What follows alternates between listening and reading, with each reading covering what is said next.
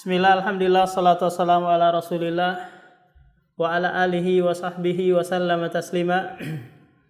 Pada kesempatan yang berbahagia ini, insyaallah kita akan memulai pelajaran Al-Aqidah wa Tauhid, pelajaran tentang akidah dan tauhid. Sebagaimana kita ketahui bersama bahwa akidah merupakan pondasi dalam keislaman seseorang. Sehingga apabila benar akidah seseorang, maka berkonsekuensi pula benarnya ibadah-ibadah yang lainnya. Dan ini merupakan syarat diterima ibadah seseorang.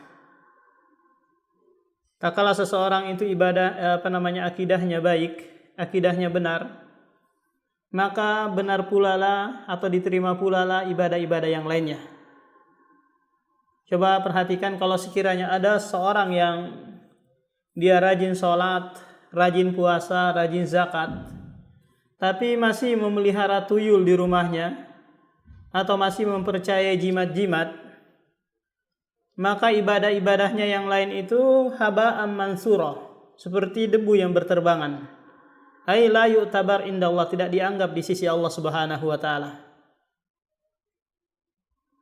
Nah, kemudian Rasulullah sallallahu alaihi wasallam setiap mengutus dai-dainya ke berbagai daerah senantiasa berpesan untuk mengajarkan kepada kaumnya atau penduduknya dengan apa?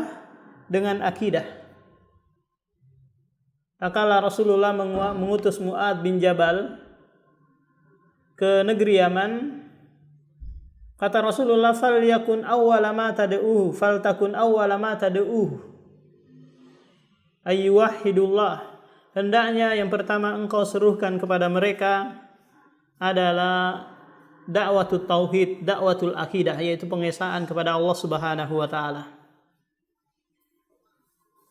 Nah, kitab yang akan kita bahas pada kesempatan malam hari ini adalah kitab Sulamil Usul fil Aqidah yang dikarang oleh Hafidz Ibnu Ahmad Ibnu Ali Al-Hakami. Beliau seorang ulama ahlu sunnah wal jamaah, murid dari Abdullah Al-Qarawi, pengarang kitab Al-Wajibat. Beliau tinggal di pedalaman Arab, yang dimana waktu itu tidak ada guru dan tidak ada kitab yang bisa dibaca. Di samping itu beliau dibebani oleh orang tuanya untuk mengembala kambing. Nah, karena tidak ada kesempatan untuk belajar, sehingga beliau belajar dari kakaknya yang diutus oleh bapaknya untuk belajar ilmu agama. Nah, setiap kali kakaknya ini menyampaikan ilmu kepada Hafidz Ibnu Ahmad ini, beliau menghafal dan menguasai pelajaran tersebut. Ini kelebihan yang Allah Subhanahu wa taala berikan kepadanya. Nah, saking semangatnya beliau dalam belajar, Syekh Hafidz ini mengutus kakaknya untuk mencari guru dan mencari kitab yang bisa dipinjam. Akhirnya ditunjukkanlah suatu syekh di suatu daerah. Syekh tersebut namanya Abdullah Al-Qarawi. Kemudian Hafidz ini mengutus kakaknya untuk apa? Meminjamkan kitab Tauhid karangan Muhammad bin Abdul Wahhab. Akhirnya dipinjamkanlah, kemudian dia hafal dan dia kuasai kitab tersebut. Kemudian dia kembalikan lagi, dia pinjam lagi kitab yang lain. Karena Syekh Abdullah Al-Qarawi mengetahui bahwa Hafidz ini memiliki kemampuan baik itu dari sisi hafalan maupun pemahaman, akhirnya Syekh Abdullah Al-Qarawi datang ke orang tuanya meminta agar Hafidz ini belajar kepadanya. Tapi kata ayahnya, gonam wa ibni, kambing dan anakku ini tidak bisa dipisahkan. Tidak bisa dipisahkan. Kalau kamu ambil anakku untuk mengajarinya ilmu agama, lantas siapa yang mengembala kambing? Maka kata Syekh Abdullah, udah saya sewakan pengembala kambing, nanti saya yang membayarkan sewanya, membayarkan upahnya. Kemudian bapaknya enggan untuk hal itu, enggak mau, tetap mengharuskan anaknya untuk memelihara kambing. Nah, tatkala bapaknya meninggal dunia, barulah Syekh Hafidh ini diizinkan untuk belajar ilmu agama. Dari sini pelajaran yang bisa kita petik bahwa keadaan seseorang, apakah itu tidak ada guru ataukah tidak ada kitab, maka hal itu tidaklah mendorong atau tidaklah mematahkan semangat sebagai seorang penuntut ilmu. Nah, Sulamil Usul ini dikarang oleh beliau tatkala berumur 19 tahun dan menyelesaikan kitabnya ini ketika beliau berumur 20 tahun. Dan ini pun sebab permintaan gurunya, karena beliau memiliki bahasa balago yang indah, syair yang indah. Akhirnya gurunya meminta kepada beliau untuk mensyairkan usul-usul akidah Ahlussunnah wal Jamaah. Dan beliau mengumpulkan 3 kitab dalam karangan beliau ini, yaitu Sulamil Usul. Kitab yang pertama adalah Kitabut Tauhid, kitab yang kedua adalah Aqidah Al-Wasithiyah, kitab yang ketiga adalah Kitab At-Tahawiyah atau Al-Aqidah At-Tahawiyah.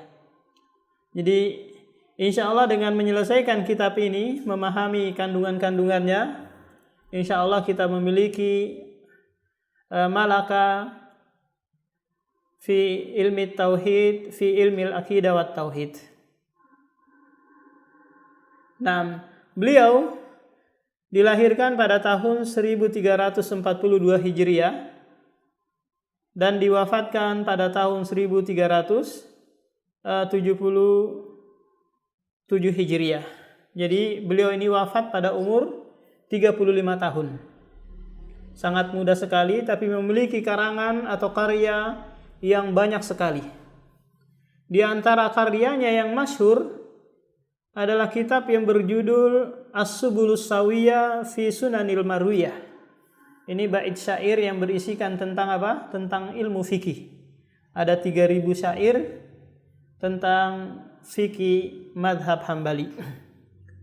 Kemudian karangan yang lain adalah Mimiyah fil akhlaq wa adab thalibil ilmi.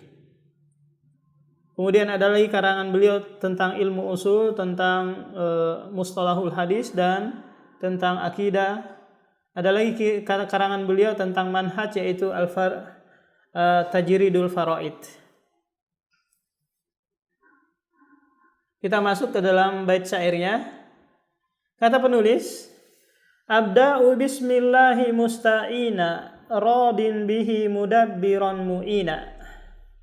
Aku memulai dengan bismillah, memohon pertolongan kepada Allah yang maha mengatur dan yang maha penolong serta ridho dengannya. Jadi kebiasaan para penulis itu memulai tulisannya dengan apa? Dengan bismillah. Ini dalam rangka tabarrukan wa isti'anatan billah. Dalam rangka apa? Mencari keberkahan. Kemudian dalam rangka pula meminta pertolongan untuk kelancaran terhadap karangan yang beliau tulis ini. Radin bihi, ay ridho terhadap ketentuan dan takdir Allah Subhanahu wa taala. Apapun keputusan yang Allah Subhanahu wa taala berikan, penulis ridho terhadap ketentuan Allah Subhanahu wa taala. Dalil yang menganjurkan kita untuk senantiasa meminta tolong kepada Allah Subhanahu wa taala, yaitu firman Allah dalam surah Al-Fatihah ayat 5, Iyyaka na'budu wa iyyaka nasta'in. hanya kepadamu lah kami beribadah dan hanya kepadamu lah kami meminta tolong. Jadi segala aktivitas ibadah, kalau sekiranya tidak ada pertolongan dari Allah Subhanahu wa taala, maka kita tidak mampu untuk menulis, tidak mampu untuk beribadah, dan tidak mampu untuk menyampaikan ilmu atau materi. Wala takilni ila nafsi tarfata ainin. Kemudian kata Rasulullah sallallahu alaihi wasallam dalam suatu hadis, kala memberikan wasiat kepada sepupu satu kalinya atau anak pamannya, yaitu Abdullah bin Abbas, idza sta'anta fasta'in billah. Apabila engkau meminta tolong, maka meminta tolonglah kepada Allah. Karena dialah yang maha kuat, yang maha mampu memberikan pertolongan. Walhamdulillahi kama hadana ila sabilil haqqi wajtabana. Segala puji bagi Allah Subhanahu wa taala yang memberikan hidayah kepada kami kepada jalan yang benar dan memilih kami. Ini merupakan nikmat yang terbesar tatkala Allah Subhanahu wa taala memberikan kita hidayah kepada Islam, kepada jalan kebenaran, kepada sunnah, dan memilih kita dari manusia yang lainnya. Dan ini merupakan nikmat. Seandainya saja kita tidak diberikan nikmat Islam, niscaya harta yang kita kumpulkan, aktivitas yang kita lakukan itu tidak bermanfaat di sisi Allah Subhanahu wa taala. Di antara nikmat yang lain adalah nikmat menempuh atau menjalankan sunnah Rasulullah sallallahu alaihi wasallam. Coba bayangkan kalau sekiranya ibadah, salat kita, puasa kita, zakat kita dan yang lainnya tidak dilandasi oleh sunnah Rasulullah sallallahu alaihi wasallam, maka hal itu tidak mendatangkan keridhaan, tidak mendatangkan qabul, penerimaan dari sisi Allah Subhanahu wa taala.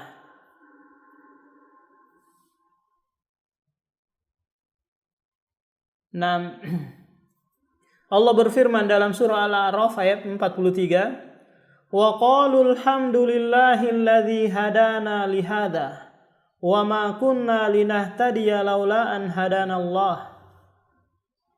Mereka berkata, segala puji bagi Allah Subhanahu wa taala yang telah memberikan hidayah. Wa ma kunna linahtadiya, dan kami tidak bisa mendapatkan hidayah laula an hadanallah, seandainya Allah tidak memberikan hidayah kepada kita.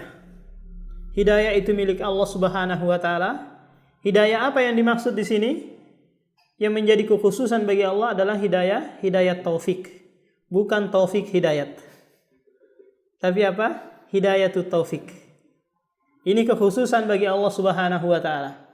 Adapun para nabi dan para rasul, kemudian para syekh dan ustadz, itu hanya bisa memberikan hidayatul irsyad wal bayan, yaitu memberikan pengarahan dan memberikan penjelasan tentang apa yang diinginkan oleh Allah Subhanahu wa taala. Nabi sallallahu alaihi wasallam bersabda, "Inna rabbaka yuhibbul hamda." Sesungguhnya Rabbmu itu mencintai atau menyukai pujian. Kenapa Allah Subhanahu wa taala menyukai pujian? Karena dengan kita memuji Allah Subhanahu wa taala, ini adalah bentuk syukur kita kepada Allah Subhanahu wa taala dengan lisan. Ya, kita bersyukur itu dengan apa? Dengan 3 cara. Dengan lisan, kemudian dengan anggota badan, yaitu menggunakan segala kenikmatan dalam rangka mencari keridhaan Allah Subhanahu wa taala. Yang ketiga adalah al-i'tiraf bil qalbi, yaitu pengakuan dalam hati bahwasanya nikmat tersebut min Allah, datangnya dari Allah Subhanahu wa taala. Wa qalilum min ibadiyas syakur, akan tetapi sedikit sekali dari kalangan hamba Allah Subhanahu wa taala yang bersyukur. Abdullah bin Abbas berkata, alhamdulillah kalimatus syukur. Kalimat alhamdulillah, ucapan alhamdulillah adalah kalimatus syukur. Makanya kita dianjurkan selesai makan, selesai melakukan aktivitas, itu dianjurkan apa? Mengucapkan alhamdulillah. Segala puji bagi Allah Subhanahu wa taala. Ahmaduhu subhanahu wa ashkuru wa min masawi amali astaghfiru. Aku memuji dan bersyukur kepadanya. Maha suci baginya dan aku memohon ampun dari keburukan amalanku. Penulis di sini mengulangi pujiannya. Kalau yang pertama, yang sebelumnya, itu pujian yang bentuknya ismiyah, bentuknya isim. Kalau di sini bentuknya adalah fi'liyah, jumlah fi'liyah. Dalam ilmu balaghah ini dibedakan antara jumlah ismiyah dan jumlah fi'liyah. Kalau sekiranya jumlah ismiyah itu tufidul isbat, memberikan faedah isbat, ketetapan. Kemudian kalau dia jumlah fi'liyah itu memberikan faedah istimrar, yaitu senantiasa mengucapkan pujian kepada Allah Subhanahu wa taala.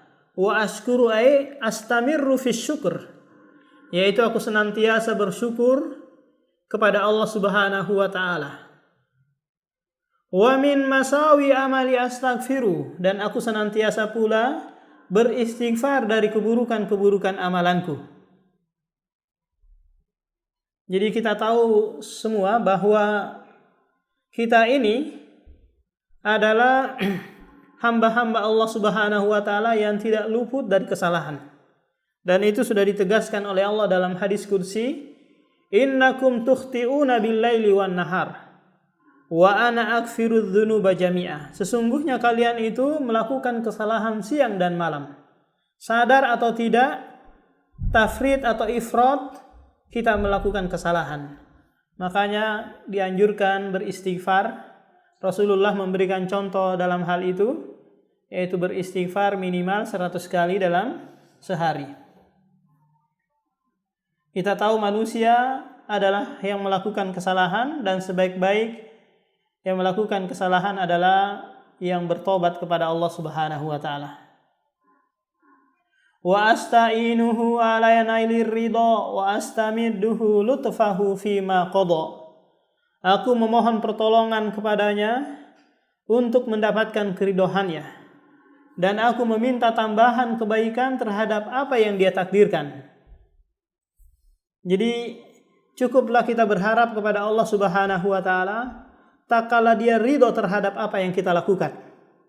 Meskipun manusia itu tidak ridho, maka ini tidak masalah. Meskipun seluruh Balikpapan tidak ridho dengan apa yang kita lakukan, tapi Allah dan Rasulnya ridho, cukup, sudah jalan, istimrar, lakukan. Wasta'in billah. Wa astamidduhu lutfahu fima qada. Jadi penulis di sini meminta tambahan. Kalau sekiranya diberikan takdir yang baik. Kita tahu bersama bahwa Ahlus Sunnah wal Jamaah mengatakan al-imanu bil qadari khairihi wa syarrihi, yaitu beriman terhadap takdir yang baik maupun takdir yang buruk. Keharusan dari kita tak kala mendapatkan takdir yang baik adalah bersyukur.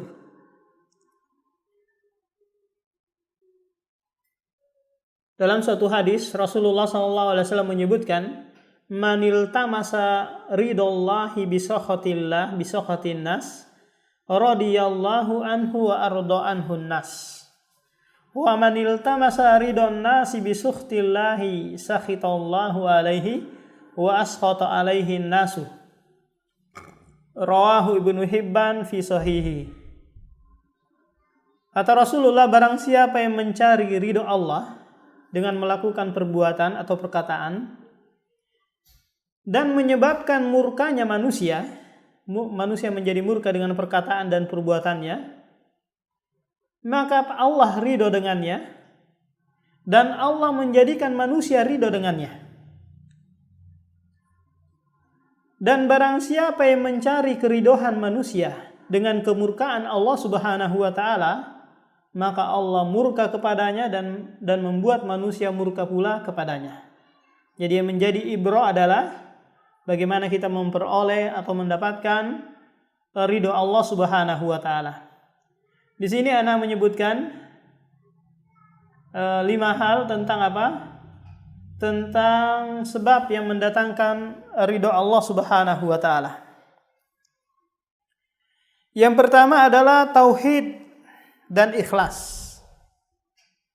Tak kala kita mentauhidkan Allah Subhanahu wa taala dalam hal ibadah serta mengikhlaskan pula ibadah kita, maka ini adalah sebab datangnya ridho Allah Subhanahu wa taala.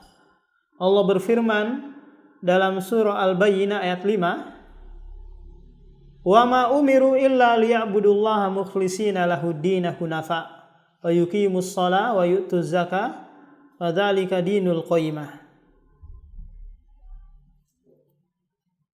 Kemudian yang kedua adalah mengikuti jalan para sahabat. Allah berfirman dalam surah At-Taubah ayat 100, "Was-sabiqunal awwaluna minal muhajirin wal ansar walladzina tabauhum bi ihsan radhiyallahu anhum wa radu'an." Nih, coba lihat. Orang-orang yang terdahulu kata Allah Subhanahu wa taala dari kalangan sahabat muhajir dan ansor dan orang-orang yang mengikutinya dengan baik, maka Allah ridho kepada mereka dan mereka ridho kepada Allah Subhanahu wa taala. Berarti apa?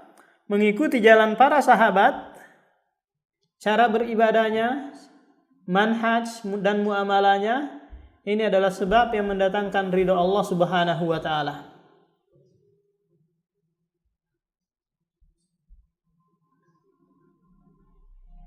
Sebab yang ketiga adalah ridho terhadap takdirnya, ridho terhadap keputusannya. Rasulullah SAW bersabda, "Faman rodiya falahur ridho, wa man sakhita falahus sukht." Barang siapa yang ridho terhadap musibah, terhadap wabah yang sedang menimpahnya, maka Allah pun ridho terhadapnya. Wa man sakhita, dan barang siapa yang benci terhadap musibah, maka Allah pun benci kepadanya. Karena di awal hadis disebutkan, "Innallaha idza ahabba qauman ibtalahum." Sesungguhnya Allah Subhanahu wa taala apabila mencintai suatu kaum, maka Allah mengujinya dengan suatu musibah.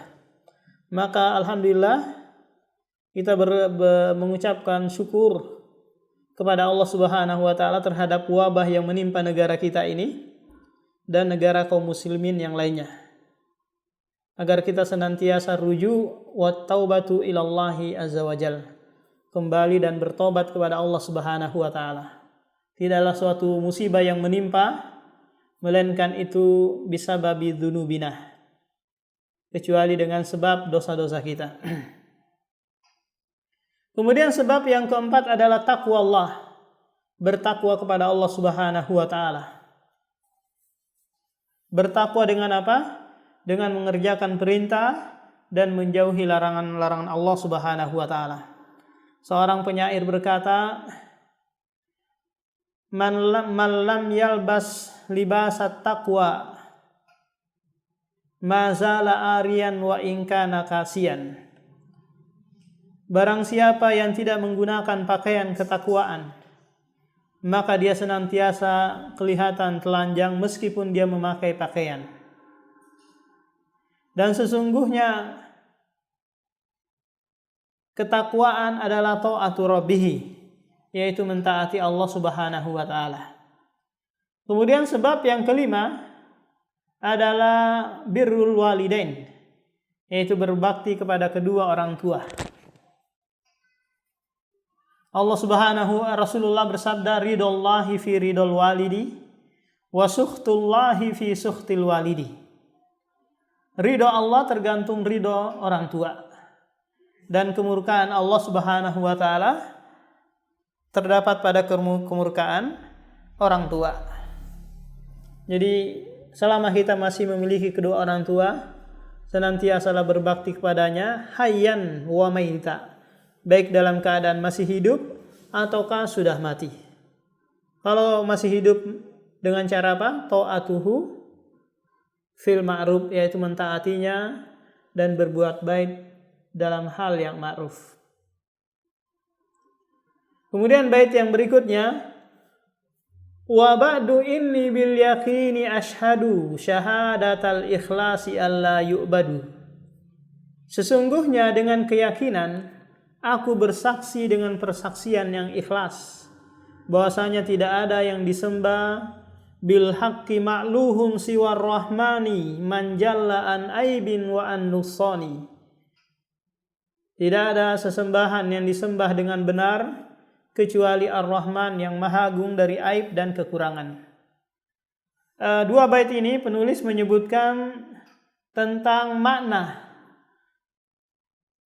yang benar dari syahadat Allah ilaha illallah. Syahadat Allah ilaha illallah maknanya adalah la ma'buda bihaqqin illallah, yaitu tidak ada yang disembah kecuali Allah. Tidak ada yang disembah dengan benar kecuali Allah. Kenapa harus disertakan dengan hak, dengan benar? Karena Allah Subhanahu wa taala menyebutkannya sendiri dalam surah As-Sajdah dan surah yang lain bahwa sesembahan-sesembahan yang lain itu batil. Wa annallaha huwal haq, dan Allah adalah yang hak untuk disembah.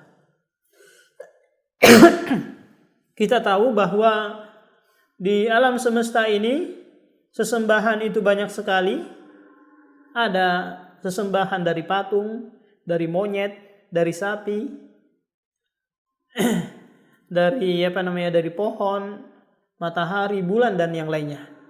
Akan tetapi semuanya ini batilun la yadurru wa la yanfa, tidak memberikan manfaat dan tidak memudaratkan.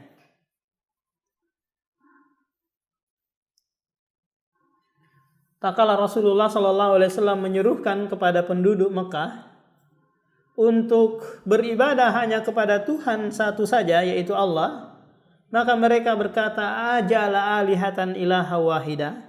Apakah dia mau menjadikan Tuhan-Tuhan yang banyak ini adalah Tuhan yang satu? Enggak mungkin.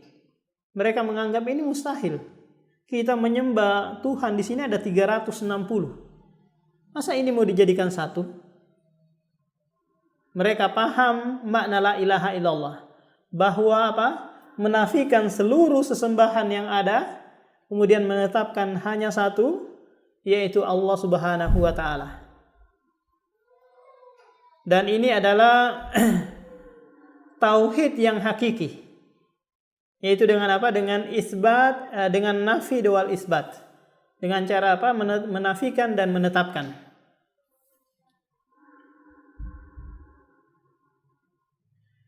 Wa anna khaira khalqi Muhammada man ja'ana bil bayyinati wal huda. Wa anna khairal khalqi, dan sebaik-baik manusia, sebaik-baik ciptaan, yaitu adalah Muhammad, man ja'ana, yang datang dengan membawa penjelasan dan petunjuk. Jadi Nabi Muhammad sallallahu alaihi wasallam adalah makhluk Allah yang paling terbaik secara mutlak. Apakah itu dibandingkan dengan rasul-rasul yang lain ataukah dibandingkan dengan malaikat? Maka dia secara mutlak makhluk ciptaan Allah Subhanahu wa taala yang terbaik. Oleh karena itu sering sekali Muhammad ini digandengkan dengan Allah Subhanahu wa taala dalam syahadat, dalam tasyahud, dalam hal-hal yang lainnya. Asyhadu an la ilaha illallah wa asyhadu anna Muhammadar Rasulullah. Yang mana Rasulullah ini tugasnya adalah man ja'ana bil bayyinat, yang datang memberikan penjelasan. Ini tugas Rasulullah, yaitu menjelaskan apa yang diinginkan oleh Allah.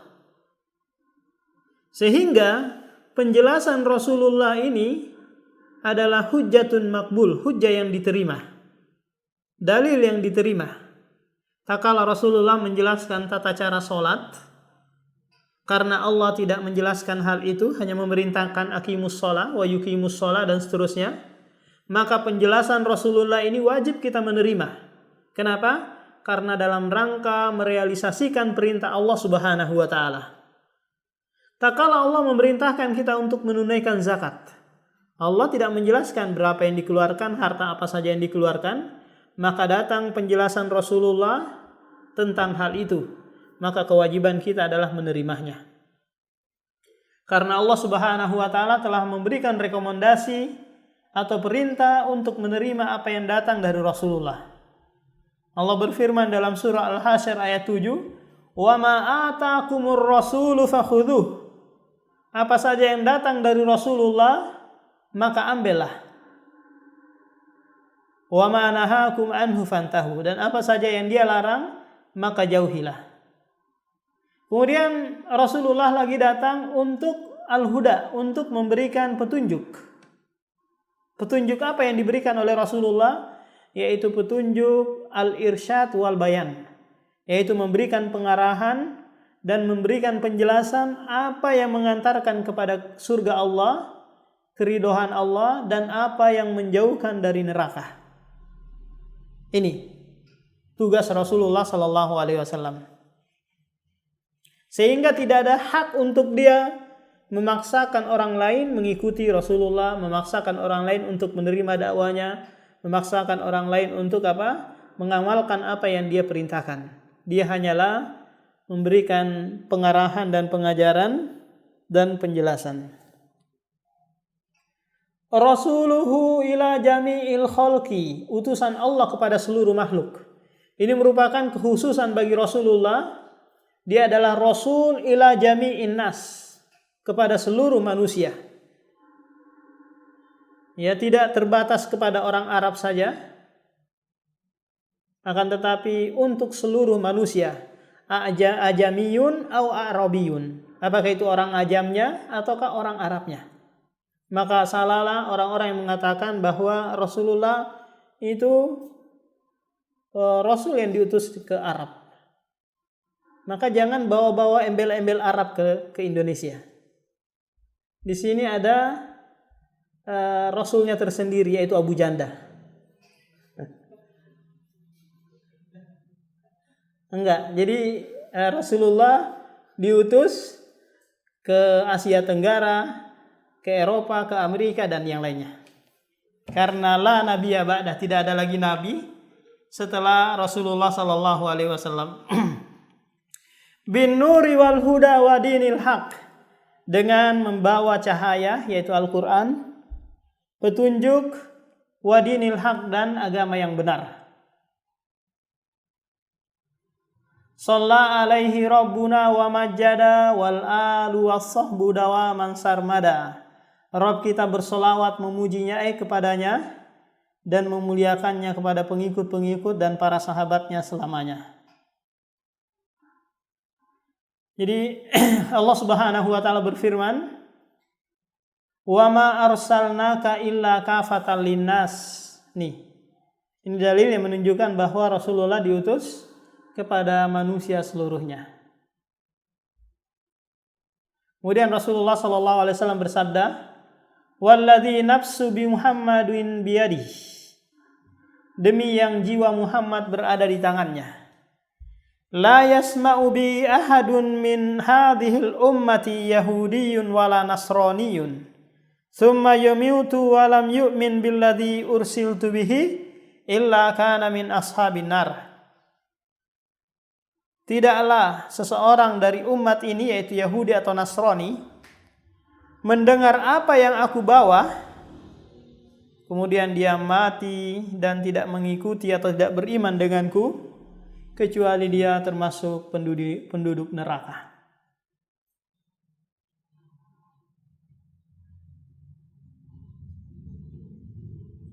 Nah, di sini disebutkan bahwa al itu adalah atba'uhu wa ansaruhu ila yaumil qiyamah, yaitu pengikut dan penolong-penolongnya hingga hari kiamat.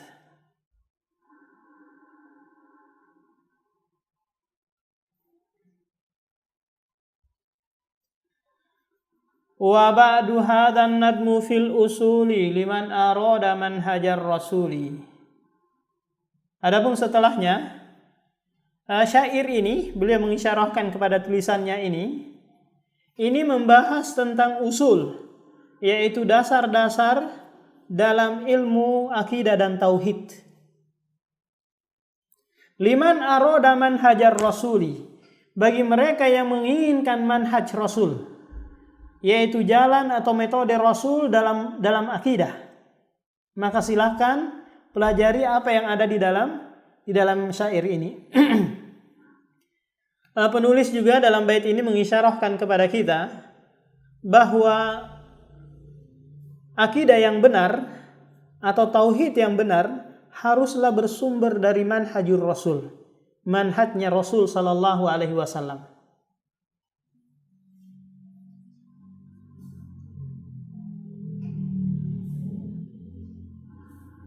Allah Subhanahu wa taala berfirman, "Wa laqad ba'atsna fi kulli ummatir rasula an ibudullaha wajtanibut taghut." Karena setiap para rasul itu dakwahnya mengajak kepada tauhid dan akidah, yaitu penghambaan kepada Allah Subhanahu wa taala dan menjauhi taghut. Jadi seseorang yang mau selamat yaitu mempelajari ilmu akidah atau tauhid yang bersumber dari dalil Al-Quran maupun hadis Rasulullah sallallahu alaihi wasallam. Ibnu Taimiyah pernah berkata, "Man faraqad dalil dollas sabil." Barang siapa yang memisahkan dalil dari pembahasan ilmu akidah, maka dia akan sesat, tersesat dari jalan kebenaran. Sa'alani iyyahu man la buddali min imtisali su'lihil mumtasali. Fakultu ma'ajizin wa ma isfaqi mu'tamidan alal qadiril baqi. Nah, dua bait ini menyebutkan tentang sebab penulisan syair ini, yaitu permintaan gurunya Abdullah Al-Qarawi untuk mengarang dasar-dasar dalam ilmu tauhid dan akidah dengan penulisan syair-syair. Kemudian beliau memulai menulisnya ketika berumur 19 tahun dan selesai pada umur 20 tahun. Nah, ini muqaddimah penulis. Insyaallah dalam pertemuan berikutnya kita langsung masuk dalam pembahasan inti atau kandungan yang ada dalam kitab ini. Nah, silakan barangkali ada yang mau bertanya.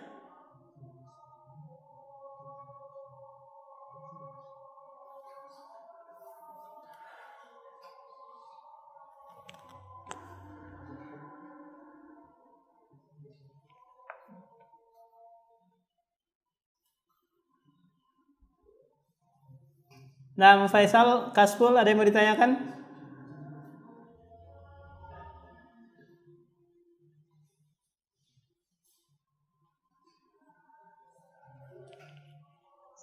Ya, ada Ustaz. Oh ya. Paham aja ya, jelas aja. Nah, Ustaz.